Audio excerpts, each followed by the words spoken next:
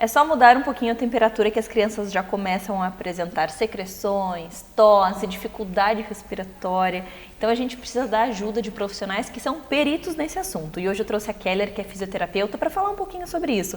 Bem-vinda novamente. Oi, Mari, tudo bem? Então me fala um pouquinho sobre esse trabalho da fisioterapia respiratória. Quando que a gente nota que está precisando desse auxílio, dessa ajuda? Fala tudo para nós. Tá. Bom, as queixas respiratórias são muito recorrentes, né, nos serviços de saúde, principalmente agora nas estações mais frias, né? Do ano passado para cá, a gente notou um aumento ainda maior nessa demanda de pacientes, principalmente em crianças. As crianças, devido à pandemia, das crianças terem ficado tanto tempo em casa, né, e de repente as crianças voltaram para a escola, deixaram de usar as máscaras. Então, o nosso último ano foi um ano assim com muita ocorrência de intercorrências respiratórias, cerca de 40% das queixas no serviço de saúde. Além disso, né, tem também a questão de poluição, as mudanças climáticas que estão cada vez mais recorrentes e também uma maior resistência desses micro-organismos, né, porque eles vão sofrendo mutações e cada vez vai ficando mais difícil combater esses vírus, né? As incidências respiratórias são muito mais comuns em crianças, principalmente até os 2 anos de idade, porque existe uma série de fatores que fazem com que as crianças sejam mais suscetíveis a essas patologias respiratórias, né? As vias aéreas das crianças pequenas, elas têm um calibre menor, então por isso tem uma maior dificuldade de passagem de ar. As crianças também têm mais dificuldade em eliminar a secreção, né? Principalmente as crianças menores, para tossir, cuspir, assoar o nariz, é mais difícil, então essas crianças têm um maior acúmulo de secreção e também tem as questões anatômicas, né? A caixa torácica da criança é bem mais complacente, é mais molinha do que o do adulto. Existem alguns fatores anatômicos e fisiológicos da criança que também colaboram para esse aumento das patologias respiratórias, né? As vias aéreas das crianças são mais estreitas do que dos adultos, então tem uma maior dificuldade de passagem de ar. As crianças também têm mais dificuldade de eliminar as secreções, né? Para tossir, cuspir, assoar o nariz, principalmente as crianças menores, é mais difícil. A caixa torácica da criança é mais complacente, é mais molinha, né? Então a criança faz um movimento respiratório geralmente mais rápido, o que pode também levar a uma fadiga dessa musculatura respiratória. Fora que essa musculatura da criança ainda está em desenvolvimento, então ela se fadiga com mais facilidade do que uma criança maior e do que os adultos. E daí quais os sinais de desconforto respiratório? Então quando a gente percebe que está precisando de uma ajuda de um fisioterapeuta? Bom, existem alguns sinais que a gente deve observar na criança, né? Primeiro, o estado geral dessa criança. Se a criança ela está no seu estado normal, se ela apresenta febre, se ela está ativa, se está brincando, se está se alimentando. Então, essas alterações, quando tem alteração em algum desses sinais, a gente já tem que prestar um pouquinho mais de atenção nessa criança, né? E a questão do desconforto respiratório específico, o que a gente pode observar? A presença de febre, que pode ser sinal de ter uma infecção. A cor, se essa criança está muito pálida, ou se ela apresenta cianose, se ela fica roxinha, né, nas extremidades, nos dedinhos do pé, da mão ou na boca. A frequência respiratória, se essa criança está respirando muito rápido ou muito devagar. Uma criança recém-nascida, o ideal é que ela mantenha uma frequência respiratória entre 40 e 60 movimentos respiratórios por minuto. E uma criança um pouquinho maior, entre 30 e 50. Quando esses valores fogem um pouco desse padrão, se a criança está muito fora, respirando muito mais rápido ou muito mais devagar, é sinal que tem alguma coisa acontecendo ali também. Esse ritmo respiratório, se essa criança faz pausa, se ela para de respirar, também é um sinal importante. E tem também as retrações e tiragens, que são sinais um pouquinho mais subjetivos, um pouco mais difíceis para a família observar, né? Mas o que a gente pode observar é a retração de fúrcula, que é quando a gente tem um afundamento, né, dessa estrutura aqui, próximo ao pescoço, da região subcostal, que é aqui nessa região próximo às costelas, e também a utilização questão de musculatura acessória. O que acontece? Quando uma criança está em esforço respiratório, essa musculatura, como eu já falei, ela que fadiga com mais facilidade, a criança pode recrutar outros músculos para facilitar o movimento de respiração. Então, essa criança pode levar a cabeça para frente e para trás, ou então levantar os ombros na hora de respirar. Isso é o que? É um sinal que ela está em fadiga respiratória e que ela está utilizando outra musculatura para ajudar. É um sinal bem importante de desconforto, então é um sinal que a família deve sim ficar atenta. E como que a gente pode ajudar essas crianças, essa família?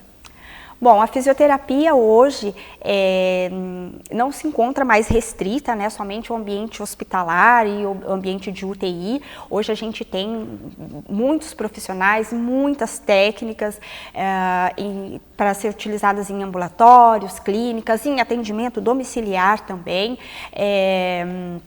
São técnicas menos invasivas do que se utilizava antigamente, respeitando sempre a criança, sempre de maneira gentil. Nos bebês, as técnicas são mais passivas, movimentos muito suaves. Nas crianças um pouquinho maiores, a gente consegue fazer um pouquinho mais ativo, recrutar um pouco mais a criança para o tratamento, mas mesmo assim, tudo de maneira muito gentil e sempre respeitando esse ritmo da criança, né? A gente vai atuar na função mesmo respiratória, né, otimizando esse padrão, fazendo com que essa criança tenha uma respiração com mais eficiência, com menos esforço, utilizando exercícios de alongamento para relaxar essa musculatura acessória, estimular a musculatura correta, a respiração do diafragma e também a remoção de secreção, que também é bem importante.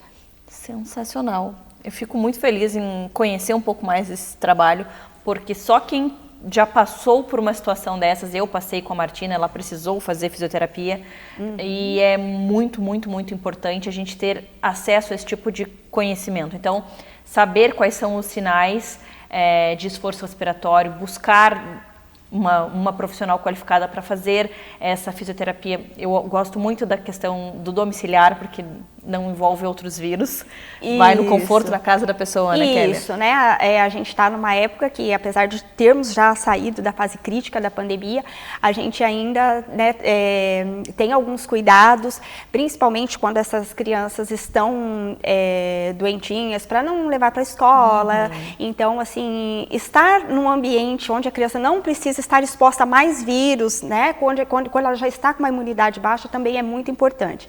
E mesmo no atendimento ambulatorial também, nós na Clínica Caique, nós tomamos bastante cuidado para sempre atender a criança num horário que, uma criança que está com a imunidade baixa, a gente sempre procura atender num horário que a clínica não esteja muito cheia, sempre num horário mais reservado, num atendimento bem exclusivo. Inclusive nós temos plantão durante o sábado de manhã, né? Às vezes as pessoas, no final de semana é onde tem uma grande procura dos serviços de saúde devido às intercorrências respiratórias. Então, às vezes, para evitar uma internação, existe uma procura muito grande dos serviços de emergência nos finais de semana.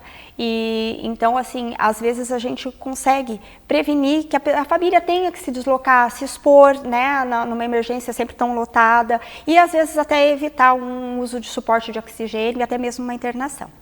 Muito obrigada por dividir conosco um pouco do teu dia a dia, do teu conhecimento. Obrigada a você. Eu espero que você tenha gostado e até a próxima. Até a próxima.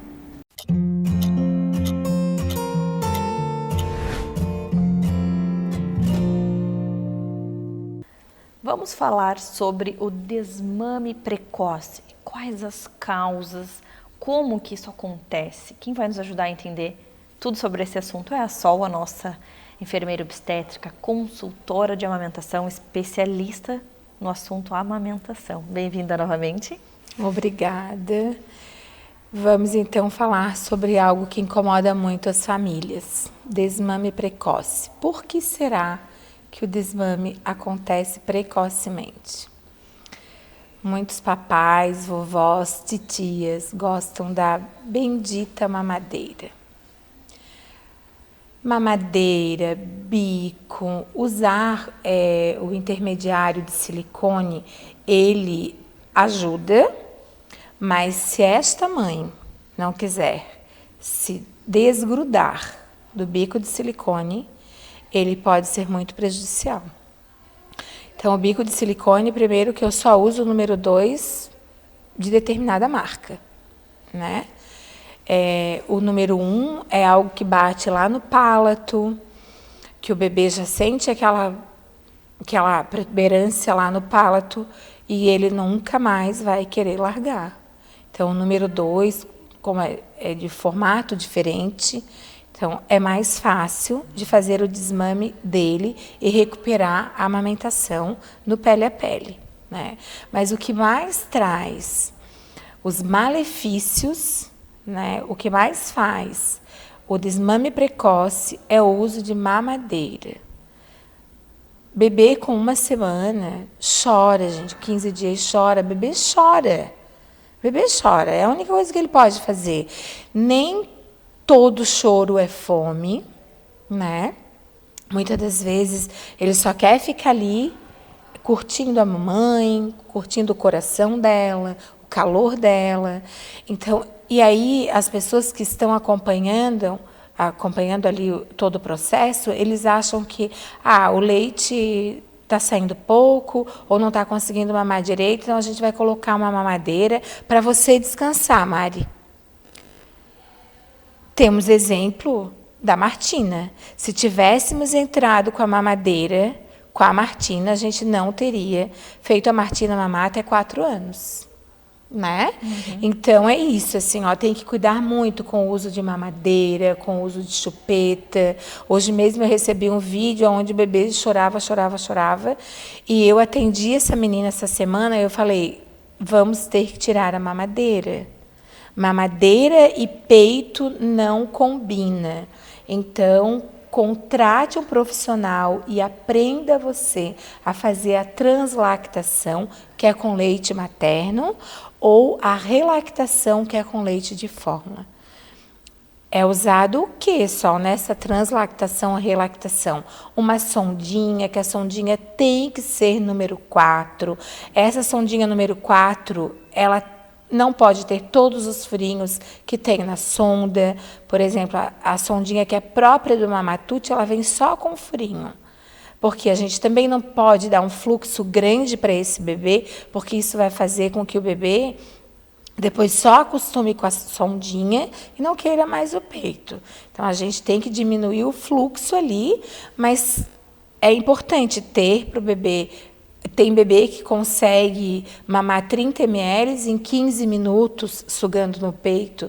Tem outros que levam 20, mas estão ali sugando no peito. Isso vai fazer com que a produção da mamãe aumente, né? Com que ele realmente ganhe peso, porque tem muitos prematuros, tem muitos bebês que nascem com baixo peso e aí vão mamar, mamam pouco tempo, vão para o pediatra, não ganharam peso suficiente. Gente, a relactação ou a translactação é algo que funciona muito bem. Se o bebê mamar bem, se ele mamar um volume bom, ele vai deixar essa mãe descansar, sabe? Porque se a gente entrar com a mamadeira, ou então com a sonda dedo, eu tive um congresso em novembro e que deixaram muito claro assim, sonda dedo é algo que não ajuda o bebê, porque não trabalha com as 85 musculaturas faciais. Ele vai trabalhar só com a musculatura oral, mais com o bucinador. Então, é muito importante as famílias estarem atentas para isso, porque às vezes sai da maternidade, eu vou dar a sonda dedo que é mais fácil. Sonda dedo também faz o desmame. Olha só, quanta informação. E como é importante a gente ter um profissional que realmente sabe nos orientar, porque a gente acaba escutando da vizinha, da amiga, da prima e acha que vai dar certo, mas na verdade às vezes não são informações científicas, não é algo que é comprovado e que vai dar certo, mas pode prejudicar e você perder realmente a amamentação, que é algo tão importante, né, Sol? Muito importante, né?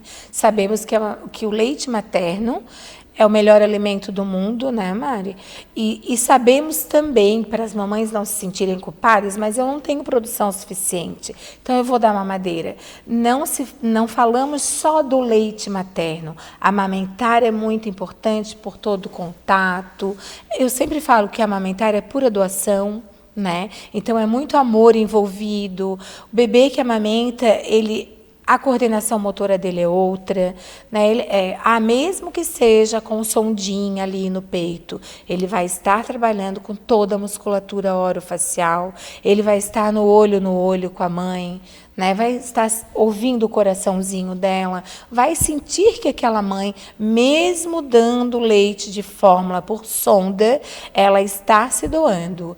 E quem acha que o bebê não entende essa doação, engana-se. Ele entende muito. Olha que interessante. Sol, obrigada por trazer essas informações para nós, por sempre vir com conteúdo maravilhoso, por estar sempre estudando, buscando novas técnicas. E se você está grávida, busca uma consultora de amamentação para te auxiliar nesse processo, porque às vezes as pessoas focam tanto na hora do parto e acabam não tendo a noção do quão importante é a amamentação e muitas vezes muito mais desafiador, assim como foi no meu caso. E então um profissional ali ajudando nessa questão da amamentação faz toda a diferença, né, Sol? Muito. E acho bem interessante esse trabalho que eu comecei a fazer com gestante, porque já tem ali todo o acompanhamento antes do parto, durante todo o processo do parto e amamentação. E aí é muito legal, assim, o resultado positivo é muito mais rápido e aumentou absurdamente, assim. Que legal. Obrigada, Sol, e até a próxima. Até a próxima.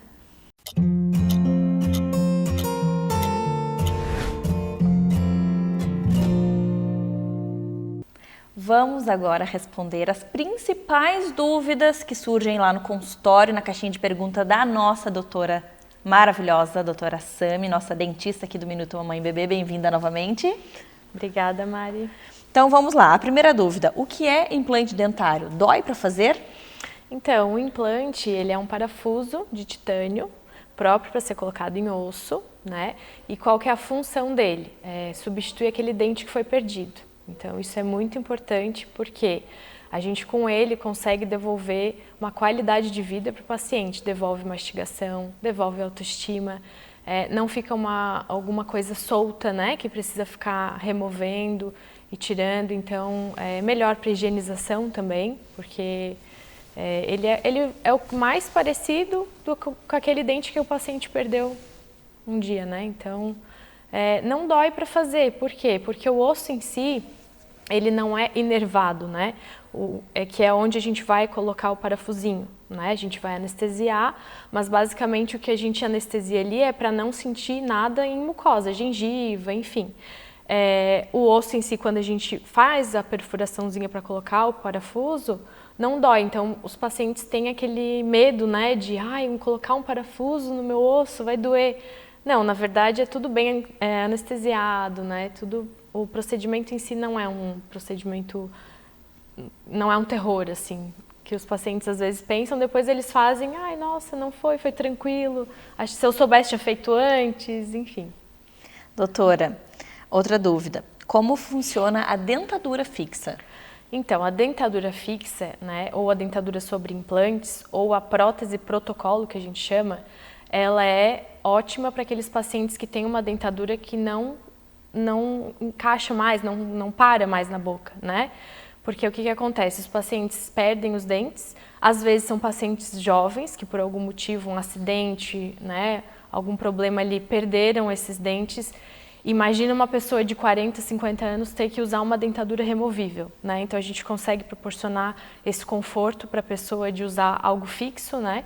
Que não vai ficar caindo, não vai ter que ficar tirando. Às vezes vai em um restaurante, alguma coisa, a pessoa tem que dar um jeitinho ali de ir no banheiro para limpar. Tudo isso é um pouco constrangedor, né? E também para aqueles casos que o paciente já usa a dentadura há um tempo, mas a dentadura acaba não fixando, né? Ele não consegue se acostumar com aquela dentadura removível, então são colocados os parafusos no osso e a dentadura, a prótese, ela é parafusada e fica fixa ali. Claro, daí tem as manutenções, no dentista para limpeza, né? A gente faz toda essa parte de orientação para higienização, que é bem importante, não é porque ela não sai que tem que ter um cuidado dobrado para a limpeza ali, né? E tem as manutenções periódicas no consultório, onde a gente vai avaliar como que está aquele implante, como que está a prótese, como que está a higienização, como que ela está estabilizada, se está equilibrada a mordida dela, a oclusão, tudo isso a gente avalia. Mas com certeza é um avanço da parte cirúrgica da implantodontia, né, para a reabilitação desses pacientes que usavam dentadura. Olha só que legal. Doutora, agora outro assunto é sobre o bruxismo. Então, o que a gente precisa entender sobre o bruxismo? O que é o bruxismo? O que faz as pessoas rangerem os dentes? E o que tem de tratamento para essa questão? O bruxismo, ele está sendo, eu acho que a cada 10 pacientes que eu faço as perguntas no prontuário, a anamnese que a gente chama, 9 relatam que estão rangendo ou apertando, né? O bruxismo ele pode ser de duas formas, ele pode ser o noturno, que é onde a gente range o dente e muitas vezes não sabe, às vezes o companheiro ou a companheira fala, olha, tá comendo pedrinha à noite aí, eu tô escutando, tô vendo. Ou ele pode ser durante o dia, que é o apertamento, que é quando a gente está trabalhando muito concentrado, tá na academia e tá apertando os dentes, né? Tanto um quanto o outro são hábitos que não são normais, né? São hábitos parafuncionais que a gente chama, não são bons, tanto para a parte de articulação, parte muscular, né? Dores cervicais, cefaleia, quanto para o desgaste dos dentes. Ao longo do tempo, eles causam um desgaste bem importante nos dentes. Então, para o tratamento a gente tem, no caso do bruxismo noturno, que é o ranger, a gente tem uma placa, né? Ela não vai tratar esse bruxismo, mas ela vai prevenir esse desgaste nos dentes, então isso já é bem importante, pelo menos o paciente para de desgastar, não quebra, não tem risco de quebrar próteses, porcelana, implantes, né? Facetas, enfim. E para o bruxismo em vigília, que é o apertamento, a gente tem alguns dispositivos que a gente lança a mão no consultório, como alguns aplicativos, para avisar, para treinar o cérebro a não apertar. A gente tem que habituar, voltar ao hábito, que é o normal, que não é de apertar. Quando a gente está numa situação de repouso, que a gente não está falando e nem mastigando, os nossos dentes não podem estar encostados, né? Então, quando eles estão o tempo todo encostados ou uma parte do tempo, isso não é normal. Isso prejudica a questão de articulação, enfim. E a gente tem que treinar o cérebro para parar isso, através de aplicativos, de fisioterapia, dependendo a gente tem que encaminhar para o fisioterapeuta, né? E tem muito, depois da pandemia mesmo, nossa, eu tenho atendido muito paciente com apertamento e bruxismo. E na academia também, né? É o normal, vai lá fazer força e aperta. Então tem que tentar desabituar isso. Olha só, mais uma pergunta relacionada ao protetor bucal, mamãe mandou para nós. Você faz protetor bucal, meu filho faz jiu-jitsu e até quebrou um dente. Então, como que funciona? Faço protetor bucal esportivo, né? Que a função é proteger os dentes. Para crianças que jogam bola, fazem luta, algum tipo de luta, né? Que pode estar fazendo algum trauma nos dentes, principalmente nos dentes da frente, porque a gente sabe o que é quebrar um dente na frente pelo meio com 9, 10 anos, a dor de cabeça que isso vai ter ao longo da vida. Às vezes tem que tratar canal, o dente escurece, tem que ficar fazendo restauração, faceta, depois acaba desgastando, cai numa coroa, às vezes no implante, né? Isso quando o dente fica ali e a gente consegue salvar o dente, só reconstruir. Quando ele avulsiona, que a gente chama que ele salta, ou ele empurra, aí a dor de cabeça é maior. Às vezes a gente tem que extrair o dentinho, colocar um dentinho provisório ali de mentira, para aquela criança não sofrer na escola, enfim, né? E posteriormente, quando adulto, aí fazer um implante. Perfeito, obrigada por dividir conosco tantas informações, por responder todas essas perguntas e essas dúvidas. Se você tem mais alguma dúvida, manda mensagem para o Minuto Mamãe e Bebê ou lá no Instagram da doutora Sami, que eu tenho certeza que ela vai te responder. E dúvidas precisamos tirar com um profissional de qualidade. Esquece o Google e vamos buscar um profissional capacitado para tirar as nossas dúvidas, né, doutora? Isso, com certeza. Obrigada e até a próxima. Obrigada, Mari. Até a próxima.